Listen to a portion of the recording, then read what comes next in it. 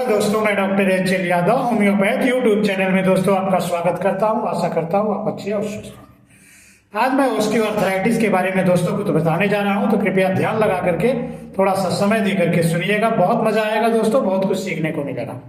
तो ऑस्टियोआर्थराइटिस को सीधी भाषा में कहते हैं गठिया। यह गांठों का रोग है दोस्तों। इसमें कुछ चेंजेस होने लगते हैं जिसके कारण से, और एज्ड पर्सन होने पर ही ये रोग जनरली 40-45 की उम्र में पाया जाता है दोस्तों। तो सबसे पहले ऑस्टियोआर्थराइटिस है क्या? तो osteoarthritis is a chronic progressive degenerative disease है। एंड ऑफ बोन, बोन के एंड पर जो होती है, जहां पर कार्टिलेज होते हैं, बोन, दो बोन के एंड पर, यहां पर दोनों साइड में कार्टिलेज होते हैं, उस कार्टिलेज में डिजेनरेटिव चेंजेस या वियर टियर या उम्र के कारण से घिसने लगता है। यहाँ जो माइलिन शीथ होती है उसमें चेंजेस आने लगते हैं दोस्तों, और चेंजेस इतना आ जाते हैं कि जो उसमें कार्टिलेज होता है कहीं से रप्चर होकर के खत्म हो जाता है, हड्डियां एकदम से पास से आकर के घिसने लगती है, जिसके कारण से इस रोग की उत्पत्ति होती है दोस्तों। तो इसके यही जो है पैथोलॉजी होती है। इसके जो भी कार्टिलेज होते हैं किसी कारण से, चाहे वो ट्रॉमा के कारण से, चाहे एज होने के कारण से, तो जनरली होता है कि एज होने पर ये सब चेंजेज आने लगते हैं, स्वाभाविक है। तो आस्ते आस्ते आस्ते आस्ते जो इस कार्टिलेज होते हैं घिस करके खत्म हो जाते हैं, और वहाँ जो कुशन रहता है, जो सॉफ्टनेस प्रदान करता है हमको मोबिलिटी में, इस तरह से वो खत्म होने लगता है और हड्डियां आपस में घिसने लगती है, जिसके कारण से कभी कभी क्रेप्टस आवाज आने लगती है दोस्तों। इसी डिजेनरेटिव चेंजेस ऑफ कार्टिलेज और इन्फ्लेमेशन, तो वहां बोन में इन्फ्लेमेशन होने लगता है, जिसके कारण से इस रोग की उत्पत्ति होती है। ये पैथोलॉजी है दोस्तों। स्पेशली ये दो तरीके के होते हैं, एक प्राइमरी होता है, दूसरा प्राइमरी वो होता है जो अपनी एज 40, 45, 50 के बाद इसकी उत्पत्ति होती है। चूंकि डिजेनरेटिव चेंजेस आस्ते आस्ते घुसते जाते हैं, कार्टिलेज घिस करके खत्म होने लगते हैं, हड्डियां पास आकर के रगड़ खाने लगती है। ये प्राइमरी स्टेज में होता है दोस्तों। सेकेंडरी स्टेज में ये होता है कि किसी डिजीज कंडीशन के कारण से या किसी वियर टियर या इंजरी ट्रॉमा के कारण से अगर रोग की उत्पत्ति होती है, तो उसको हम सेकेंडरी ऑस्टियोआर्थराइटिस कहते हैं दोस्तों। तो एज में जनरली ओल्ड एज या मिडिल एज से स्टार्ट होती है दोस्तों।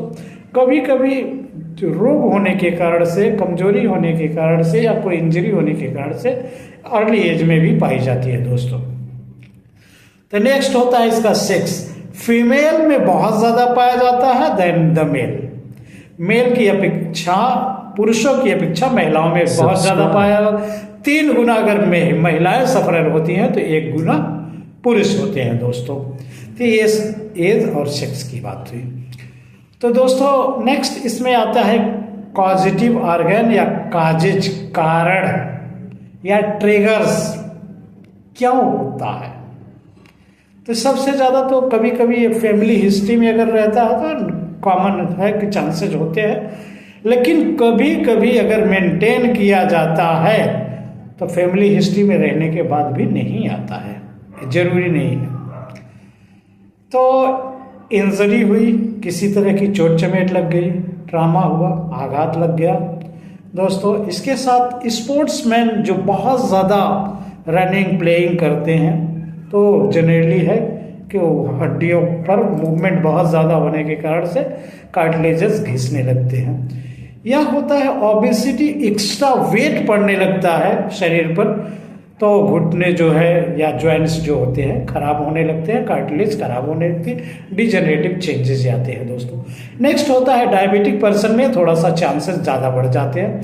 जैसा कि आप जानते हैं एज की बीमारी है, तो एज होने पर इसमें प्रायः चेंजेस आने लगते हैं 50-60, किसी किसी को थोड़ा सा लेट स्टेज में आता है। जो अपने बॉडी में कैल्शियम और विटामिन भरपूर मात्रा में रखे रहता, उसमें नुकसान कम देखने को मिलता है। या जिसके शरीर में बहुत ज़्यादा विटामिन डी और कैल्शियम भरपूर मात्रा में, पर्याप्त मात्रा में रहती है, उसमें चांसेस थोड़ा सा डिले आते हैं, लेकिन कुछ न कुछ तो आएगा ही। नेक्स्ट होता था दोस्तों सेडेंट्री लाइफ में जो रहता है, बैठ करके वर्क करता है, एकदम से मूवमेंट नहीं, चलना फिरना नहीं, मेंटल वर्क करना, फिजिकल वर्क एकदम से नहीं होता है, तो उसके कारण से या रूमेटॉइड अर्थराइटिस या जो है यूरिक एसिड का लेवल ज़्यादा होने से जो है यूरिक एसिड जॉइंट्स में जमा होने लगता है, जिसके कारण से रूमेटॉइड अर्थराइटिस की उत्पत्ति होती है, उसके कारण से भी ये होता है। या हीमोफीलिया होने से कारण से हो सकता है। सिकल सेल एनीमिया में इसका बहुत ज़्यादा कारण चलता है पता। तो ये सब जो होते हैं, या एथलीट बहुत ज़्यादा प्ले खेल कूद भाग दौड़ करता है, उसमें संभावनाएं बनती हैं। तो सिम्टम्स इसके क्या होते हैं दोस्तों? तो सिम्टम्स होते हैं कि कार्टिलेज, जैसा कि जानते हैं कि वियर टियर होने से या एज्ड पर्सन में बहुत ज़्यादा पाया जाता है। एज्ड पर्सन होने पर जो है दर्द होगा, स्वेलिंग होगी और टेंडरनेस होगा, स्टिफनेस होगा, फास्ट मोशन में पहले सुबह सुबह चलने में बहुत ज़्यादा तकलीफ होगी। थोड़ा सा 10-15 मिनट अगर चलेगा, मूवमेंट कराएगा जॉइंट्स को, तो रिलीफ होने लगेगी। तो दोस्तों स्वेलिंग होगा, सूजन बहुत ज़्यादा आएगी, कभी कभी रेडनेस आएगा या पेन के साथ रहेगा दोस्तों, और मूवमेंट से जरा सा भी पेन होना ही होना है। स्टिफनेस रह सकता है, जकड़न रह सकती है, अकड़न रह सकती है, कभी कभी से चलते फिरते साउंड प्रोड्यूस होगी, तो sound cut cut cut cut की आवाज़, जिसको हम क्रेपिटस कहते हैं दोस्तों। और इसके कारण से कभी कभी घुटना में सूजन आ जाएगी, तो उसका शेप चेंज हो जाएगा, या डिस्कम्फर्ट होगा क्योंकि पेन बहुत ज़्यादा है, तो ठीक से चल नहीं पाएगा, लंगड़ा के चलेगा, पैर का स्टेप ज़्यादा बढ़िया नहीं पड़ पाएगा। तो ये सब चीज़ें हो सकती हैं दोस्तों। इसके साथ साथ डिफॉर्मिटी आएगी पेन के साथ साथ। जॉइंट्स पर तो पेन होगा ही, कभी कभी ये जो होता है स्पाइनल कॉर्ड में प्रॉब्लम होने के कारण से ये रोग और ज़्यादा उत्पन्न होता है। तो ये सब रीजंस होते हैं। तो इन्वेस्टिगेशंस में दोस्तों, इसका इन्वेस्टिगेशन अगर किया जाए तो इन्वेस्टिगेशन में यूरिक एसिड आप करवा सकते हैं, RH फैक्टर करवा सकते हैं, चूँकि देखना होगा कि यूरिक एसिड बढ़ा तो नहीं है, RH फैक्टर तो ज़्यादा नहीं है, या ESR तो ज़्यादा नहीं है, या एक्सरे करवा जाया जा सकता है। हमारा एक्सरे से नहीं कन्फर्म होने से MRI किया जा सकता है, और सीरम कैल्शियम या विटामिन D की डिफिशियंसी या कमी को देखा जा सकता है। ये सब जो होते हैं इन्वेस्टिगेशन होते हैं। तो प्रिकॉशन में तो दोस्तों, जैसा बहुत ज़्यादा वेट गेन करता है तो वेट को रिड्यूस करना होगा दोस्तों, और फाइबर रिच फूड खाना होगा, जो बहुत ज़्यादा थोड़ा सा कैल्शियम और विटामिन D की मात्रा बढ़ाने, या कैल्शियम कंटेंट जो फ्रूट्स होते हैं, वेजिटेबल्स होते हैं, लीफी वेजिटेबल्स होती है, और जो होती है जो इजीली डाइजेस्टेबल वेजिटेबल्स है, इसको खाया जाए दोस्तों, एक काफ़ी हद तक काम किया करेगा दोस्तों। या नीम कैप को सपोर्टिंग के लिए इस्तेमाल कर सकते हैं दोस्तों। और जो है ज़मीन पर ना बैठे, और उसके साथ साथ चेयर वगैरह पर बैठे तो ज़्यादा बढ़िया रहेगा। हार्ट एप्लीकेशन गर्म शेक कर सकते हैं, उसको रगड़ेंगे नहीं, हल्का मसाज कर सकते हैं, कुछ भी तेल लगा करके मूवमेंट को फ्लेक्सिबल बनाने के लिए थोड़ा सा ये बॉइलिंग कर सकते हैं दोस्तों। तो ये सब चीज़ होता है। और ज़्यादातर अवॉइड करें सीढ़ियों का, ऊपर नीचे उतरने और चढ़ने से काफ़ी प्रॉब्लम होती है दोस्तों। तो कुछ एलोपैथिक में बहुत ज़्यादा इसका ट्रीटमेंट नहीं है दोस्तों। तो एलोपैथिक में जाने से क्या होता है, कॉर्टिकोस्टेरॉइड दे देंगे, पेन किलर वगैरह दे देंगे, लास्ट में नी ट्रांसप्लांट की सजेशन देंगे दोस्तों। तो ये सब चीज़ें होती है। और होम्योपैथिक में काफ़ी अच्छा उपचार है, बढ़िया होम्योपैथी से कंसल्ट करके आप बढ़िया totality of symptom, aggravation, amelioration, causation, injury हुई है कि नहीं या ट्रॉमा हुआ है कि नहीं, सबसे पहले आप तो डायग्नोस करवाना होगा कि ऑस्टियोआर्थराइटिस है, कि यूरिक एसिड के कारण से है, रूमेटॉइड अर्थराइटिस है, या इस तरह से कुछ और प्रॉब्लम्स है, गाउट है, या और भी बहुत सारी चीज़ें होती है। तो ये एक जॉइंट, छोटे जॉइंट से बड़े जॉइंट किसी जॉइंट में भी आकर कर सकती है दोस्तों। ये नहीं कि ओनली नी जॉइंट पर ही रहे। तो ऑस्टियोआर्थराइटिस किसी भी जॉइंट पर अटैक कर सकता है दोस्तों। जनरली ये देखा जाता है 90% केसेस में ये नी को और एल्बो को थोड़ा सा ज़्यादा प्रॉब्लम क्रिएट करते हैं। कभी कभी जो है यहाँ पर आपका हिप एरिया में भी आ जाता है, कभी कभी सर्वाइकल रीजन पर भी जाता है दोस्तों। ये सब चीज़ें होती है। ट्रीटमेंट में आप ट्रीटमेंट में मेडोरेनम 200 की एक डोज लेकर के वीकली चलें, बेहतर रहेगा।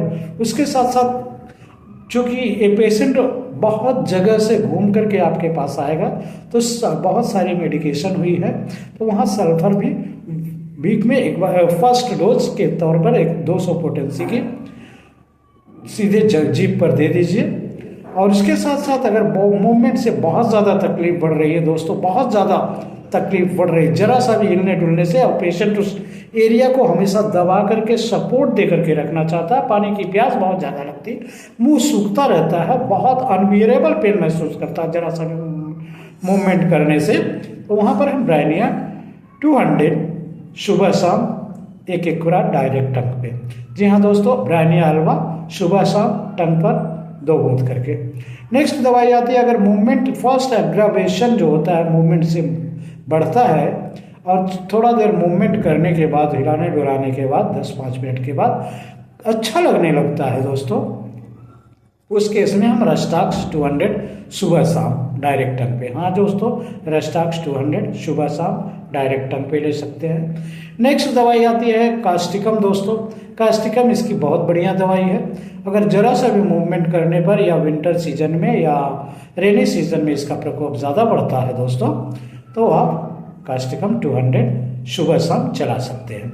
इसके साथ साथ दोस्तों, अगर कहीं इंजरी हुई है, इंजरी के कारण से अगर कोई प्रॉब्लम रूटा या सिम्फाइटम अकॉर्डिंग टू अपने डॉक्टर के सजेशन से इन दवाइयों में से 200 पोटेंसी सुबह शाम, आर्निका, रूटा या सिम्फाइटम तीनों में से, या अल्टरनेट करके तीनों को एक एक बार, सपोज आर्निका सुबह में लिए, रूटा को दोपहर में और सिम्फाइटम को रात को 2-2 बूंद करके चला सकते हैं।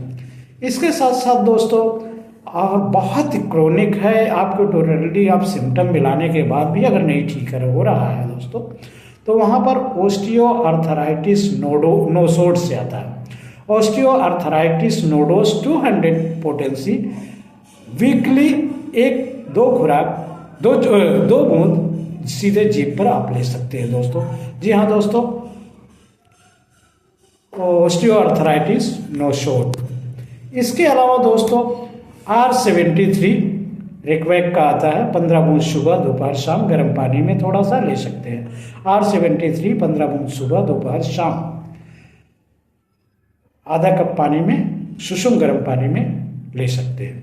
इसके साथ साथ दोस्तों आती है एक rheumatic care and cure drop. उसको भी अगर चाहें तो आप सुबह दोपहर शाम 15 बूंद करके आधा कप गर्म पानी में ले सकते हैं, rheumatic care and cure drop. इसके साथ साथ दोस्तों, आप वहाँ पर ऑयल लगाने के लिए जो होता है पेन किलर ऑयल लगा सकते हैं, या रोमो ऑयल लगा सकते हैं, या जो है पेंको फ्रेश ऑयल जेंटली अप्लाई कर सकते हैं। अप्लाई करके अगर धूप में बैठे तो बहुत ही कारगर होगा दोस्तों। तो ये सब कुछ ट्रीटमेंट रहे दोस्तों। ये लक्षण, दवाइयाँ, उपाय, उपचार कैसे होता है, क्या है, मैंने आपको सारी चीज़ें बताई है दोस्तों। तो इस चीज़ को आप अपने दोस्तों को शेयर कीजिए, मेरे को लाइक कीजिए, सब्सक्राइब कीजिए। होम्योपैथी के बारे में जानकारी रखने के लिए और हिंदुस्तान के स्वास्थ्य मिशन को आगे बढ़ाने के लिए आप हमेशा मेरे को थोड़ा सा सुनिएगा, समझिएगा, तो काफ़ी कुछ आपको मिलेगा दोस्तों। इसी के साथ मैं धन्यवाद। आप खुश रहिए, स्वस्थ रहिए।